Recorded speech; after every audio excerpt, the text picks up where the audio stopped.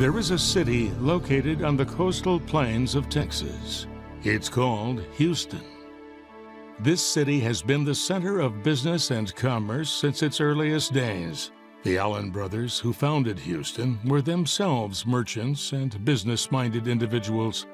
Couple the energy of the entrepreneurial heart with the independent spirit of Texas, and you get a thriving metropolis of unstoppable visionaries and successful businesses. Houston has become synonymous with space travel and the largest port in North America. We've had championship sports teams and world-class fine arts. We boast the largest public urban park of its kind in Memorial Park. But we have not been without our struggles. Economic cycles have impacted Houston too. Oil booms and busts, real estate crashes and housing slumps, world wars and pandemics have known their way here too. But Houstonians know how to prevail.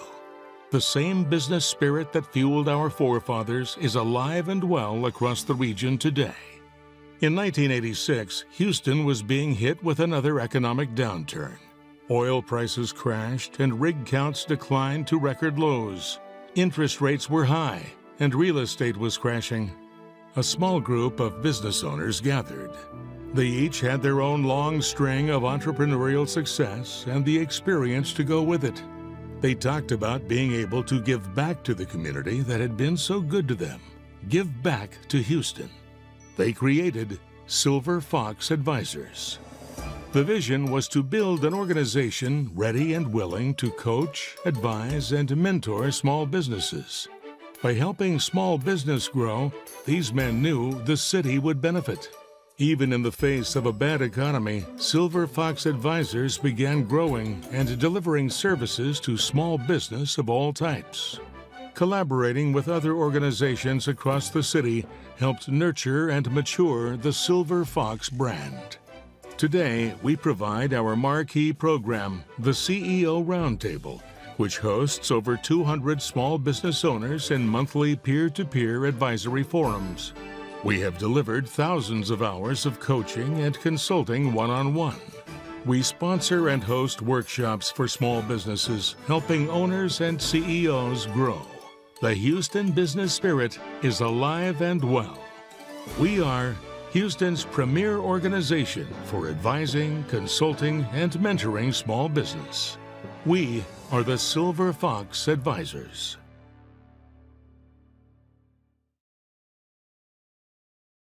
My name is Joseph Tung, and thank you everybody for taking time out of your busy schedule to join the Silver Fox Advisors for our Lunch and Learn. I'm honored to serve as the chair of the Education Committee with my two vice chairs, Henry Florsheim and George Connolly. We are also have the support of 22 other Silver Foxes on our committee. I'd like to first welcome our newest member, Jeff Griffith is a former president of Gulfmark Energy for over 15 years. He has 38 years of experience in the oil and gas industry, and he has an avid interest in saltwater fly fishing, sporting clays, ice hockey, gourmet food, and rare wines. We are all proud members of the Silver Fox Advisors. It's a group of experienced business leaders that advises, consults, and mentors the Houston business community since 1986. Our goal is to empower business owners to become successful, and we are excited to celebrate our 35th anniversary in 2021. One of the services that we provide is that we support 20 CEO roundtables for nearly 200 CEOs across the greater Houston area every month. We typically meet in person prior to COVID-19, but since then we have moved virtually, and we will meet anywhere between once a week, twice a month, or once a month. These roundtables are complimentary to join and provide valuable peer support during this critical time. If you're interested in joining, you can find more information at our website. We also provide complimentary virtual lunch and learn programs and our education series webinars. We also provide individual advisory, board, and professional services on a fee basis. You can find this and more at our website, silverfox.org. I want to take a moment to thank our in-kind sponsors, Griffin & Company and Pierpont. Jim Griffin and Phil Morbido have decades of experience with the Silver Foxes and provide outstanding accounting and marketing services. We encourage you to check out their websites and social media presence of these two great award-winning companies. Before we begin with our speaker, for those of you that didn't see the polling questions, we're going to take a moment to provide 5 polling questions. If you can take a few moments, if you see them on your screen, or you can hopefully find the button that says, there it is, polling questions. Just take a few moments to answer them. If you have any questions, you can add them into the chat box or the Q&A box. Give everybody just a couple minutes to vote, and then I'll introduce our speaker. Okay, we're going to close the polling. It's my honor and privilege to introduce Chris Manske. Over his long investing career, he has helped many financial insiders, including Wall Street analysts, retiring investment advisors, and federal judges. He's a United States Military Academy graduate who, after leaving the Army at the rank of captain, attended Rice University to get a certification in financial planning. Chris has been praised, published, or quoted in the Wall Street Journal, Reader's Digest, U.S. News and World Report, Forbes, and many more. As a successful money manager and frequent media guest, his thoughts can be seen online at Yahoo, Finance, MSN.com, CEO World, and Strategic Finance. He was a keynote speaker for the AARP and has worked with leaders at companies such as Microsoft, Exxon, IBM, and many more. He is a member of Mensa, a life member of the Houston Livestock Show and Rodeo, and enjoys his award-winning restoration of an historic building in downtown Houston, where Manske Wealth Management is located today. He's married to Jessica, and together they raised 4 daughters, 3 of whom were born on the same day. The Silver Fox Advisors thanks you for your service to our country, and we are pleased to present you as our speaker this month.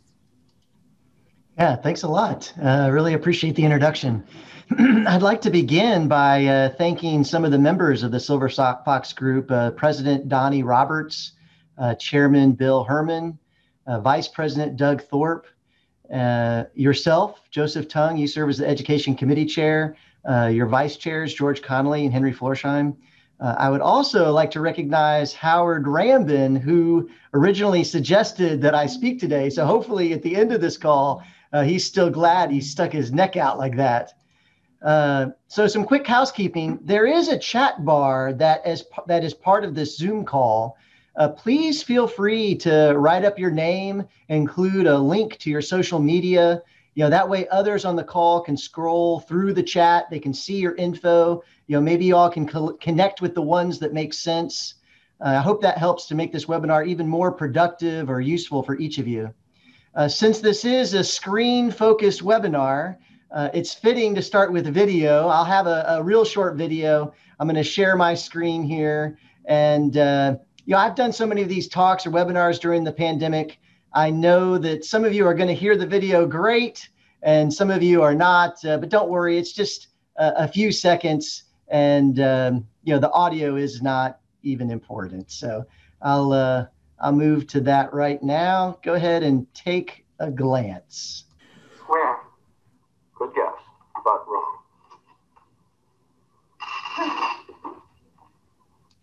Right, so that's Bill Murray. And in this scene from the movie Ghostbusters, he keeps zapping that poor guy because he's trying to impress a pretty girl.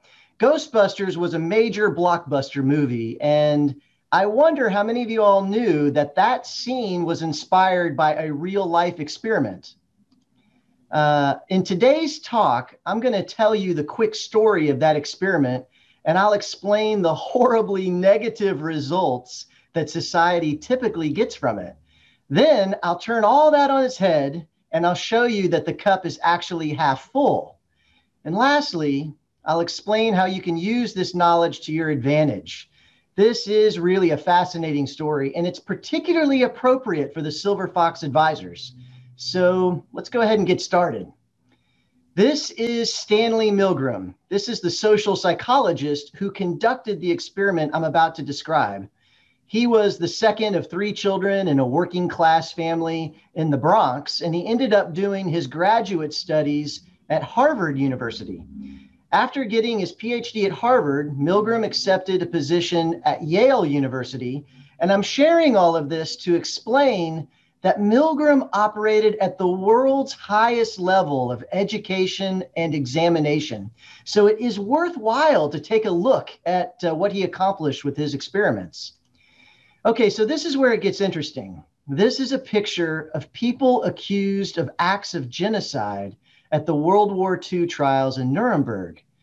Milgram saw that almost all of the accused defended themselves, saying they were only following orders. This really struck Milgram, and he wanted to answer these questions. How far would someone go to obey an instruction that hurts somebody else? Can everyday people be influenced to commit atrocities? Do people consistently do things that are not in their best interest when they confront certain situations? That last question is one I explore in my own book. This talk is, in fact, giving the details behind a short little story in my own chapter 7. Okay, so to answer those questions, Milgram devised a sneaky experiment. You're looking at the ad that he placed so that he could get some volunteers. He offered to pay them $4 and another 50 cents for car fare. This was a compelling amount of money back in those days. Here's what the experiment looked like. There are 3 people: the experimenter, the teacher, and the student. The experimenter and the student were actually both actors. They had a script, and the teacher was the only unsuspecting paid volunteer. In fact, the experimenter in his scientist lab coat costume would introduce the paid volunteer to the other actor as if they both were volunteers. And then they would draw straws to see who would be the teacher. But of course, every time the actual paid volunteer was the teacher. That person believed he could have been the student. In his view, it just happened to be that he was selected the short straw and became the teacher. So here's a photo of that student actor looking like a volunteer, getting strapped into a convincing fake electric chair.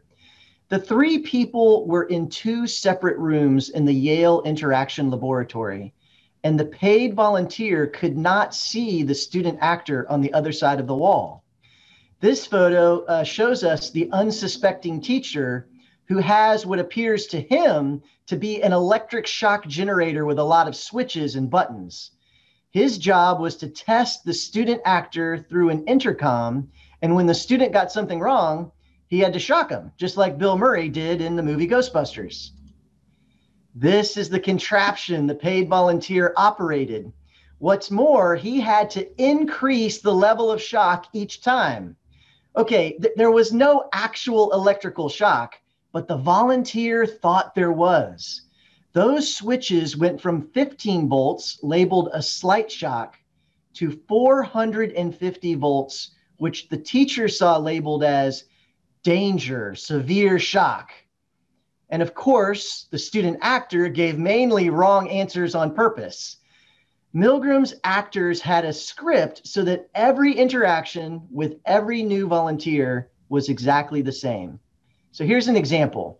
If the unsuspecting volunteer refused to administer a shock, or if they said anything to question the process, the experimenter, this is the authority in the lab coat standing next to the volunteer, the experimenter would give these specific statements on this slide to prompt the teacher to continue. This script was literally the only thing the experimenter would say, and only in this order. If the paid volunteer continued to resist after that 4th prod, then the experiment was done. Now, there was another script for the student acting on the other side of the wall, and that one is a lot more interesting. Here is what every paid volunteer heard that actor say. After the student got something wrong on purpose, the volunteer would progressively shock them, and it would get higher and higher, and they'd finally hear things like, ugh, or hey, this really hurts. But it progresses. At 150 volts, the fake student starts to say things like, I have heart trouble, I'm quitting, get me out of here. And they say it convincingly. Now, when I read this the very first time, I had the idea that this 150 volt level would be the point where I probably would have stopped. I wonder how many of you feel the same way as me. The guy on the other side of the wall is saying that he quits, he has heart trouble. Doesn't that seem like the point you would stop shocking him? We will definitely come back to that Chris would have stopped at 150 idea. But the script continues. As you read through this, imagine hearing it. Imagine a convincing actor in another room yelling fearfully that their heart is bothering them, shouting and begging to get me out of here. Imagine the volunteer who after 195 volts hears just one more wrong answer and has to hit the 210 volt shock. This is still the same experiment. Milton's scriptwriter needed to be ready for that rare person who might go this far. Notice at 285 volts, the student isn't even saying anything coherent anymore. He's just screaming in pain. Now, it's fake pain, but the volunteer doesn't know that. And when I saw this the first time, I really believed that no volunteer would actually get to the 300 volt level. I mean, the person is just screaming and saying they have a heart condition. No one would get that far. That was my expectation. Okay, here is the end of the script and the end of the experiment. Take a look at how this works. At 345 volts, and then again at 435 volts, the student doesn't answer at all. It's just silent. So the poor, unsuspecting volunteer has to shock them because no answer is a wrong answer. And then if they actually were to get to this point, the paid volunteer continues to ask questions and shock this unresponsive learner 3 separate times at the highest level of 450 volts before the experiment is finally over. Milgram and the actors did not think anyone was actually going to get to this point, but this is the script. It's what they were prepared to do. Okay, let's share the results. Here's a pie chart that shows volunteer after volunteer, experiment after experiment. The majority of teacher volunteers continued to the highest level of 450 volts, despite all the signs they were seriously harming, maybe killing the person on the other side of the wall, more than 50% of the time. The red part of this pie chart is when the experiment was terminated by the actor in the lab coat because they didn't have any more script after those last 3 silent shocks at 450 volts. But you and I, we wouldn't be in the red, right? We're in the blue, or at least I thought I was, because I imagined I'd have stopped at 150, back when he said he had heart trouble and he quit.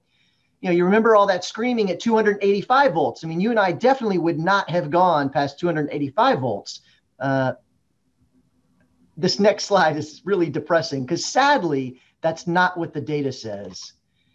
Every single participant continued to 300 volts. This isn't a pie chart. It's just one color. Every single person went to at least 300 volts. Milgram carried out 18 variations of this study with large groups of volunteers and effectively concluded that ordinary people are highly likely to follow orders given by an authority figure that they believe in. And they follow those orders despite the morality or their values. To say this another way, with the right catalyst, untrained, unprepared people are extremely predictable. And that is why if every light turned green at this intersection all at the same time, most people would have a car accident. That light is seen as an authority, but not everyone would crash at an all green intersection. For example, many federal agents attend a driving school where they are taught to see those stoplights as predictors and guides, not as an authority. And they'll run the light or they'll drive up on the sidewalk if they have to catch the bad guy. But without that training, without that preparation, we see the lights as appropriately telling us what to do. How many times have we stopped at an intersection in the middle of the night when nobody else is around and yet still there we sit? This is a major tenet in my book, The Prepared Investor. Whether we are hitting the brakes to stop at a useless red light, or selling the stock of a perfectly good company, or electrically shocking an innocent human being, the vast majority of people will press the button if they're given the right environment. The bottom line here is that a particular catalyst inspires a particular result. If we believe in the structure of the system, if we believe in our role, in our responsibilities, and ultimately in the authority of the person giving orders, then most people are going to do what they're told and press that button. And that can be terribly pessimistic. Milgram wrote in his article, The Perils of Obedience, the extreme willingness of adults to go to almost any lengths on the command of an authority constitutes the chief finding of this study and the fact most urgently demanding explanation. So psychologists can continue to try to explain this, but how about if you and I just accept it? Let's say the glass is half full instead of half empty. In that case, the question changes. The question becomes, who or what is your perceived authority? Because you can choose. If we accept that we're predisposed to do what someone in charge says, then put someone in charge that tells you to do things that are good for you, that support the goals and the values that you have. This is why the coaching profession exists, both in the athletic and the business world. It's what explains how an Olympic athlete, arguably the best at their particular sport in the entire world, how they would actually take instruction from somebody else who cannot possibly perform at the same elite level. They listen to their coach. This is why I think the offering provided by the Silver Fox Advisors is so incredibly valuable, and why I'm proud to be speaking on their behalf here today. According to the Houston Business Journal, I lead one of the city's largest investment firms, and these are some colleagues of mine. Each of these professional financial advisors invest for their clients, but when the engagement is operating at its best, the client receives guidance and coaching far beyond the gain and loss numbers. But your guide doesn't have to be a financial advisor or a silver fox. You could formally pair up with a pastor, a parent, a teacher. I mean, really anyone you trust. The point is, you have to believe in the system, believe in your role, and believe in their authority and their guidance. By the way, a great method to ensure that you truly do believe in your heart of hearts, a great method is to pay them. Here's a second more important tip. You're looking for people that you know you're going to listen to when they tell you something you don't want to hear. There are successful professionals who take this so seriously that they've surrounded themselves with a board of advisors, people with different complementing expertise. And these professionals don't make any major life decisions without consulting them. So in conclusion, I've described an experiment that uncovers a pessimistic social truth. I've reversed those findings and showed you how you can get your basic instincts working for you right now. You want to get very good at saying, let me run that by my coach, or I'll decide after I consult my advisory team. We're proven to have this in our nature, ladies and gentlemen, so take advantage of it. I think we have time for questions. This call goes a bit longer, and some of you might have a question and some of you won't. But everyone has a cell phone. And so I really hope that you will please pull out your cell phone right this moment. Do a post right now on LinkedIn or the social media of your choice. We're all trying to have more exposure online, and this is a great opportunity for that. There are example posts on this slide. You can tag me or whoever invited you to attend this talk, and that will help get your post a little bit more attention. And while you're doing that post, I'll mention as a final thought, my firm is looking to hire. We have a specially designed program for stay-at-home moms who have a professional background and would like to re-enter the workplace in a meaningful career helping others. So if you know someone like that, please ask her to connect with us. And with that, I'll formally end by saying that I deeply appreciate your time and consideration here today. Thank you.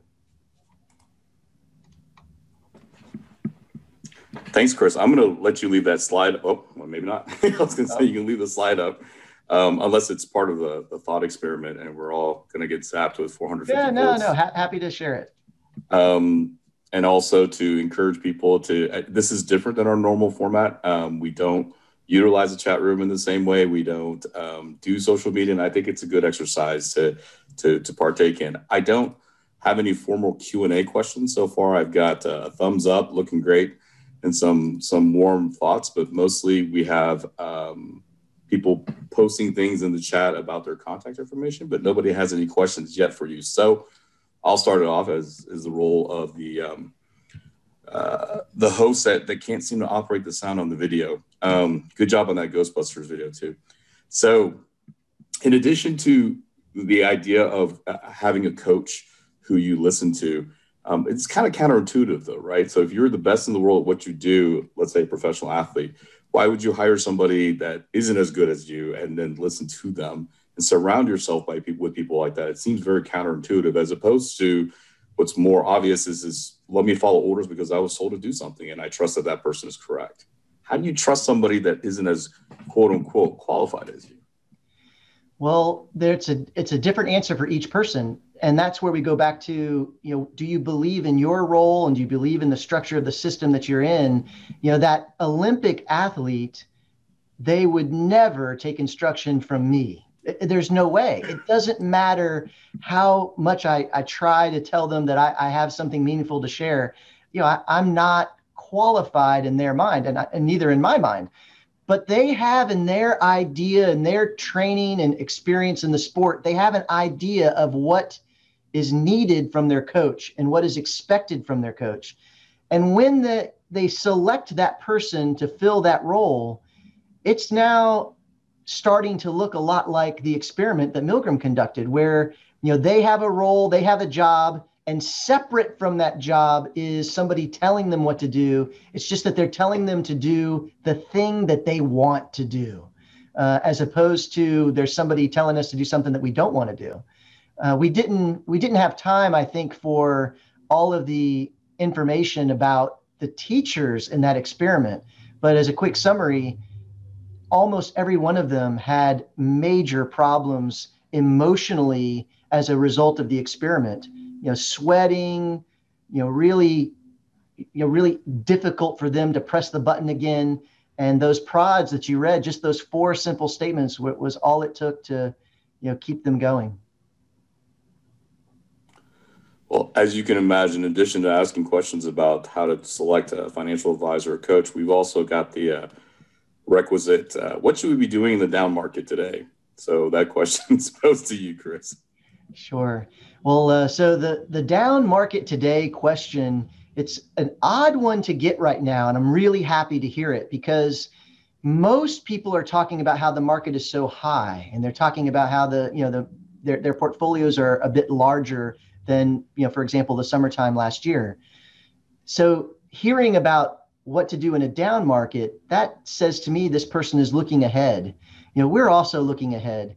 The next move is a down market. It can't go up forever. And there's a lot of things that, on our team that we're worried about, from relationship with China to the Fed's extended powers to the value of the dollar. There's a number of things, our national debt.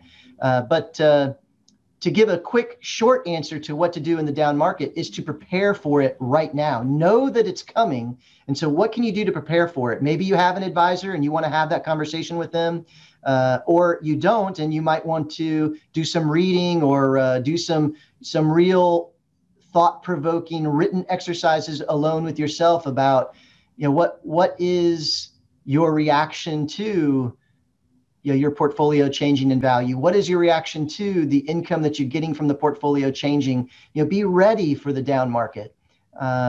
This need to prepare, I think, is really overlooked on Wall Street. It's the catalyst for why I wrote the book that I wrote.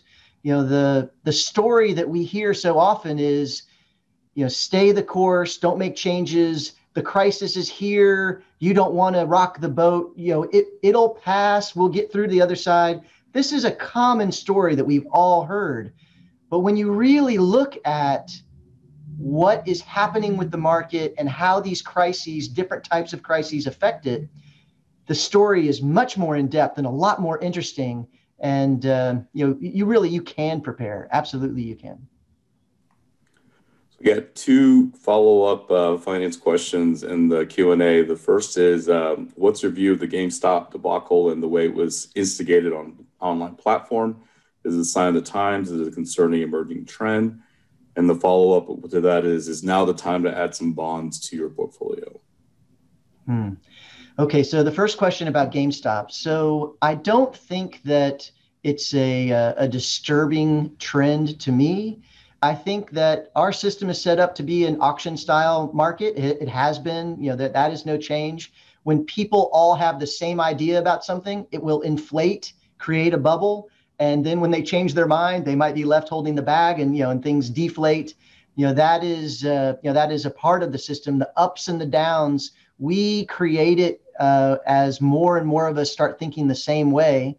When there's good discourse, when there's a lot of differing opinions, then you see that market volatility not being so bubble-like. But the concept of we all think that the .com technology is the way to go, and I want to get into tech, and I got to get into tech. Many of the viewers of this webinar, they remember the tech bubble. The GameStop was it's focused on one single stock. Maybe there was a little bit of a political side to that. There was a few other stocks, I think, also that were a part of it, but it's not disturbing to me at all. I like to see that the system works. What does bother me is that there was a shutdown of the system, and I think that is still being looked at. That's something that I hope that a light really gets shined on, because if we're able to do our transactions and the system is operating with the liquidity that we expect, that's good. Whether or not there's a lot of people buying and pushing it up or selling and pushing it down, that's not a problem. But it is a problem when I buy in and then I'm told I can't sell. That's a problem. And that is something that I think is not going to just get shuffled under the rug. We'll continue to hear about that and probably see some action associated with it. Fantastic. So the next set of questions are asking about the coaching in your talk. The first one is, how have you picked your coaches? And what advice do you have for individuals to evaluate the veracity of a coach? Yeah.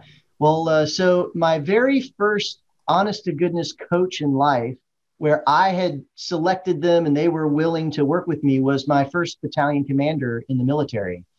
And the reason that I am in finance was because of his guidance. I presented to him what options I thought I had, and he explained to me that there were more options on the table than what I was aware of. And with his help, I was able to get into finance. This is back in the late 1990s.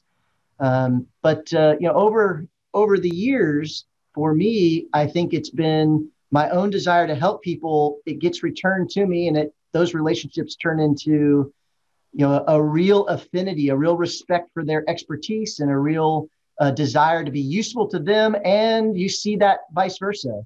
And I think that if you're looking for, that kind of more organic relationship with your coach, the best way to do it is to be focused on a daily basis with helping others and seeing where the help gets returned. But if you have no coach in your life right now at all, I really urge you to consider reaching out to someone who this is what they do for a living. They collect payment and they pay their bills off their ability to successfully guide people to where you want to go. They've helped other people accomplish what you want to accomplish. I think you don't want to wait for the months and the years it takes to organically make it happen. If I didn't have a coach right now, that's exactly what I'd do. I'd end this call and go through my Rolodex and try to find the few people that are in the coaching industry, interview them to see if they've helped people accomplish exactly what I'm trying to accomplish. And when there's a good match, hire them. So one of my fellow Silver Foxes, Doug Thorpe, is asking a leadership question. He says, Chris, to what experience do you attribute your views of leadership? And can you expand on the brand of leadership that you see as being most effective? Right. So for me, all of my leadership training began at the United States Military Academy at West Point. Those were formative years for me, age 17 to 21. It's hard to let those thoughts and habits go. But then, another 6 years in the Army, going from lieutenant to captain in various jobs, that was really helpful for me to learn about what really motivates people, what happens when you, when you drop the ball as a leader, and how does it come back to you? And it was a really good learning experience. So that's where the majority of my leadership training comes from. But now, I've been in finance for over 20 years, and I think I'm learning from the people that I work with. At Merrill, they recognize me as somebody to put in front of other financial advisors, and I traveled the country talking with thousands of financial advisors to help them to grow their investment advisory practice. And when I opened up my own shop and surrounded myself with professionals, like-minded professionals, what's come to be is, I am among leaders. And I mean, just this morning, I was talking with one of my colleagues about, how impressed I am, and I'm learning from him, and the lessons just don't stop. And so maybe that's off the cuff here. Maybe that's my most important side of what it means to be a leader, is to be open to learning, to continue to learn. The environment is always changing, and the way that people react to leadership is different today than 20 years ago. Your second question was, you had said, what was the background on leadership, and what was the second part, Joseph? Can you expand on the brand of leadership that you see as being most effective? Oh, okay. Yeah. So I think having that open mind to learning, to where you don't have all the answers. Oh my gosh, you don't have all the answers. And that's the whole point that I think Milgram's experiment helps to uncover, is that even if you think you have all the answers, we're predisposed to, to behave as though someone else has the answer for us. So it takes some energy to pretend like you've got it all figured out. It's much better to, accept your nature and realize that you don't have all the answers. So that's the one thing, would be to be learning. And then the other thing, I think, is what I'd mentioned before about trying to help others. I've heard a lot of phrases about leadership through service, leadership through presence, a servant leader. I think all those phrases kind of talk to the mentality that I'm trying to convey. Fantastic. I'm going to turn you back to the world of finance. I'm going to group a bunch of questions together. The first one starts off with the crystal ball question of the future. It also includes things like, do you see cryptocurrency as part of your asset accumulation and storage strategy? Precious metals. Let's see. This one's very specific on a GME story. T2, moving from T2 to something shorter. Is it better to invest in manufacturers or installers of electric charging stations? That's it for now, but I think that's plenty to work with. Yeah, sure. Well, I'll start with the one that I think is the most prevalent. What we hear a lot about is digital currency, and Bitcoin is usually what comes to mind, and that's probably appropriate. It's the most prevalent of the different digital currencies that exist today. So our professional approach to digital currency right now, and these things can change, as I just said, environments change, but our professional approach to it is that there is too many cons to consider a digital currency as a major part of a portfolio design.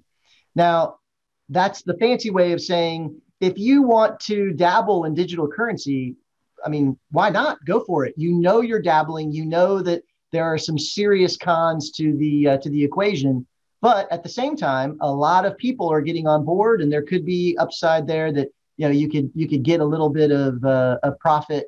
But when I talk with folks, the things that I want to make sure that they're aware of when it comes to digital currency is that the main draw of something like Bitcoin is that there is a finite amount of it. There's a point where there won't be more Bitcoin created. Mined is the proper term. And when that happens, that's the amount of Bitcoin that exists. And so it's lauded as a finite commodity that would be a great hedge against inflation. Well, the problem with that is that while there is planned to be a finite amount of Bitcoin, there is an infinite amount of other potential digital currencies. So I might not be able to get a hold of a Bitcoin, but there's a lot of other competing digital currencies that, as time goes on, they're going to, they're going to have their moment in the sun as well. And so that idea that it's rare is a very tough one for me to espouse. For folks that are more traditional minded and they think of gold as that hedge against inflation, I think that is still where we are as a shop. We're a very conservative money management shop. We still think that if the portfolio requires that kind of hedge, we would prefer to use gold as the form. And even then, we're not doing anything. 50% of the portfolio is gold. And I hope that anyone listening doesn't think that I'm giving specific advice, but just philosophically speaking, we lean toward gold as a useful commodity to hedge against inflation. And we are still really intrigued by Bitcoin and how people are using it. And I think when you would see a shop like mine using Bitcoin or investing in it, it would be because a country's government has put some real serious backing to it, or that there's regulation that makes it a lot more predictable. Fantastic. As a quick follow-up, one of my fellow Foxes has asked, Dick Handy's asked, what market segments do you see benefiting from the money the government is putting into the economy? Yeah, well, the typical answer to that is usually infrastructure. What I think, if you go to one of my industry's conferences, you'll hear a lot about, don't miss out on the infrastructure boom. The government is going to be, putting money to work in a way that construction companies and materials and equipment companies, that they're going to rise. The hard part about this is that when you've been doing this for a while, you can start to see a pattern of like it's too simple. The pattern of, oh, it's a Democrat in office, so that means these things are going to happen. Oh, it's a Republican in office, that means these things are going to happen. And I'm not sure that that is always the case, but I am sure that if anyone that was listening to this, if they thought, oh yeah, that makes sense, I've heard that, or oh sure, my advisor has talked to me about that, well, you can bet that this is already priced into the market then. I mean, buying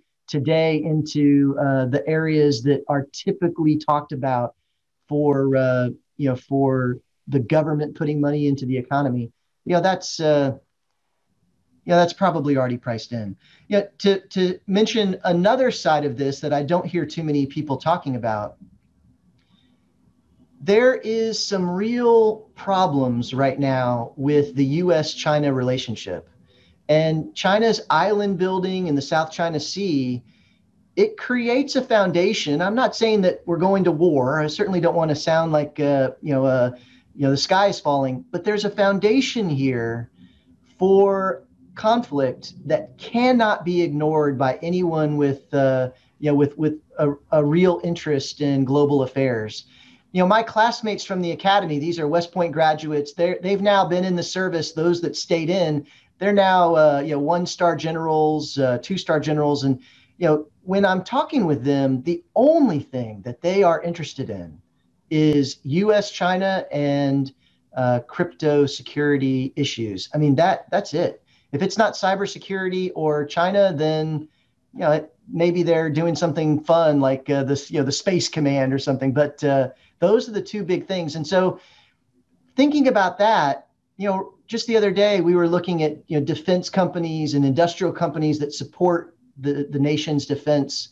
No one's really talking about that. In fact, almost the opposite. Like, well, there's a Democrat in office, so those companies are going to get less money. So those might be really good purchases today.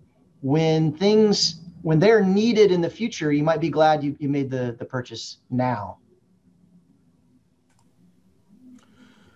Monica Canales asks you, which influential leaders do you follow to stay aware of possible trends and other indicators of future performance? Yes. So in the book, The Prepared Investor, I specifically list out the leaders that I think everyone should be following and why.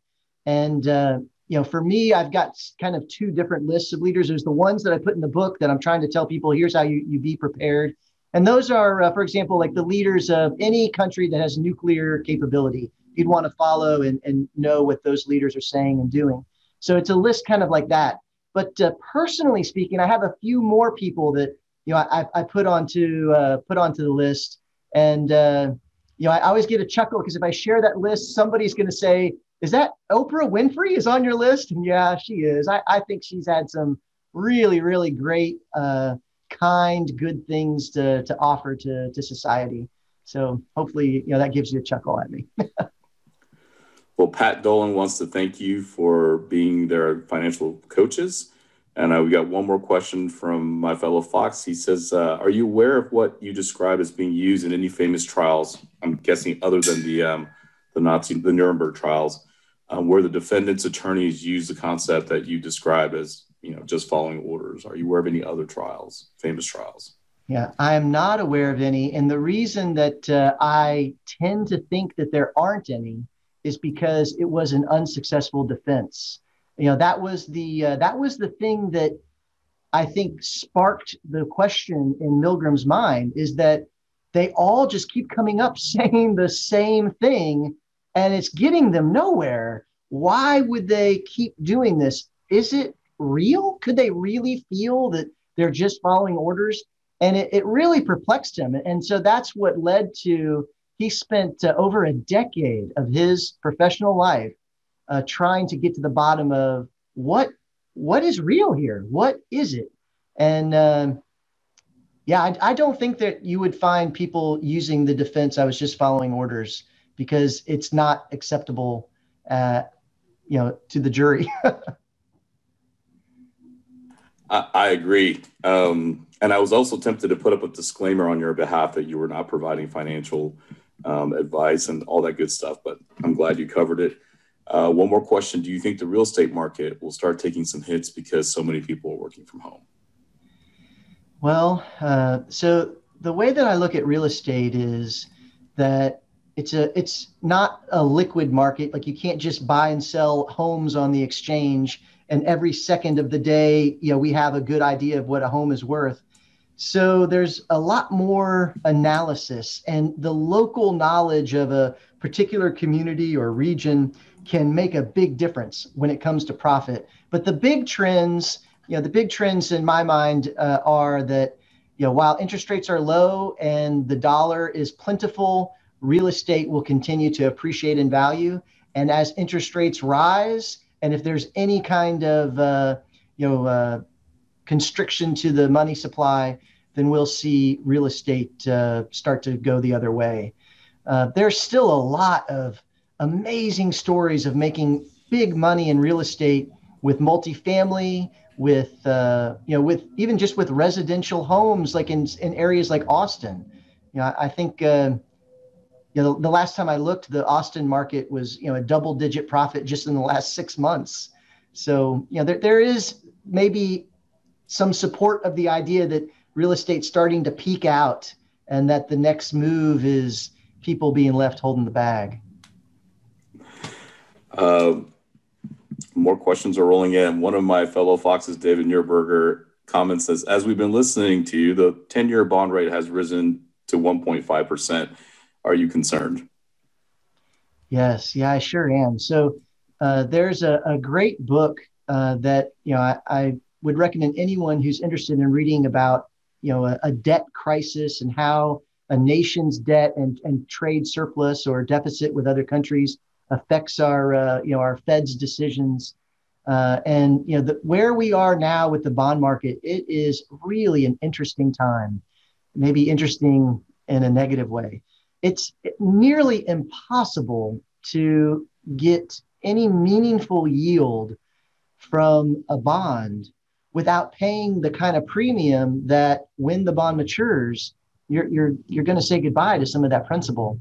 And that's a tough situation to be in. And it is, in my opinion, it is a direct connection to our national debt and the expanded powers of the Fed. That might be a talk for one-on-one type discussions. But if you'd like to do some reading, let me see if I can show you the book here. This is a great book. It's called The Lost Decade.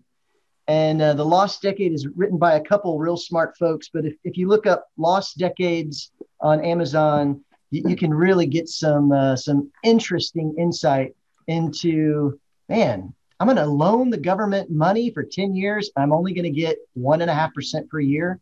What is going on? It's a great resource. And the next follow-up question, obviously, is what are your thoughts about inflation then?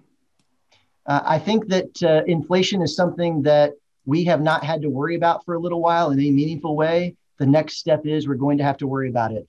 The extra money that is going to exist in our country over the next few years means that inflation will be an issue. I don't think that the Fed can use its past tools to keep inflation from hurting us. I think inflation is going to be a part of our life.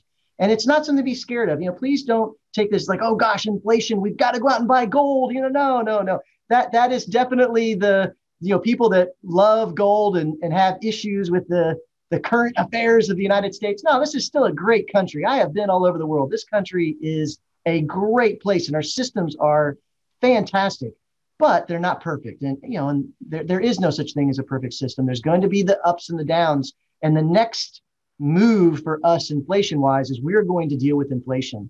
I don't think that we'll deal with the same kind of dramatic trauma that was seen in the 70s, but we're going to have to deal with it. The cost of a loaf of bread is not going to be the same 5 years from now.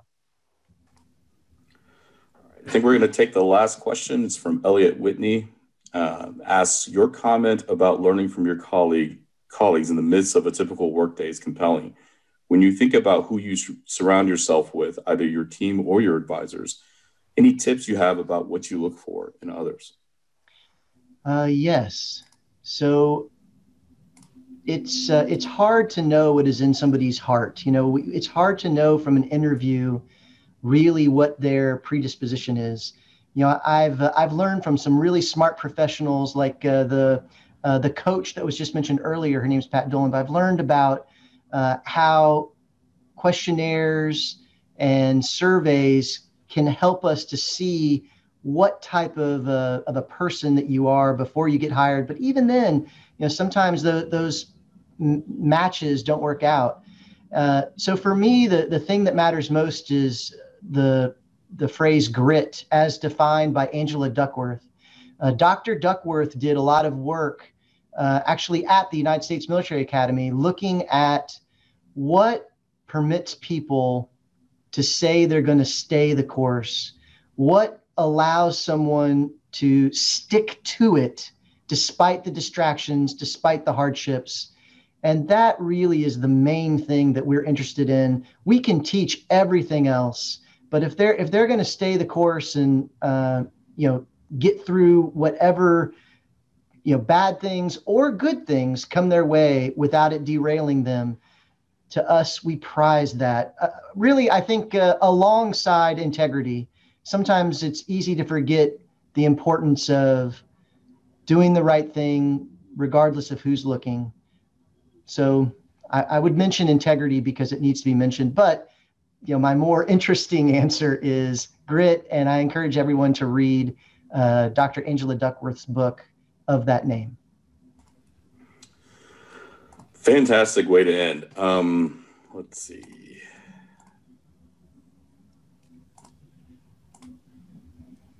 Again, on behalf of the Silver Fox Advisors, I just want to thank you, Chris, for taking this time out, not only to present today, but also to interact with us in the last month or so and do our practice run on Monday. And I just want to do a quick announcement that next month, our next speaker is Brian Green, who's the president and CEO of the Houston Food Bank. And of course, if you have any other interests or questions, there's a survey after this that you should get. And also you can get on our website at silverfox.org.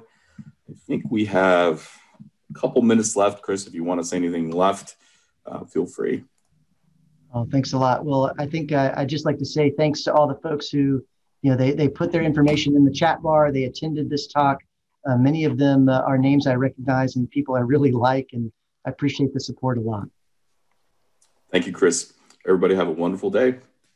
Take care.